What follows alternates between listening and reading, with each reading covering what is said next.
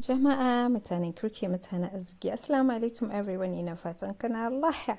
yau dai Abdullah shi zai muku chocolate cake yaron ne yana son ya rika taya na abubuwa a kitchen ko me yace mommy zan taya ki to gashi nan ya saka 1 cup of flour 1 cup of sugar sai half cup of cocoa powder sai 1 teaspoon of baking powder sai half teaspoon of baking soda sa'annan sai ya kawo yayi mixing din shi sai ya kawo kwai kwaya daya sai ya zuba sai ya kawo milk half cup ya zuba sai aka kawo oil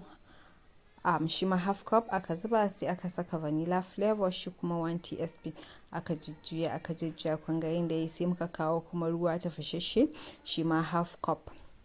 aka zuba gashi nan yanda ya danyi tsululu to haka ake so ya dan moist kai kikan ne yana da daɗi so muka yi greasing pan din mu muka dan saka mishi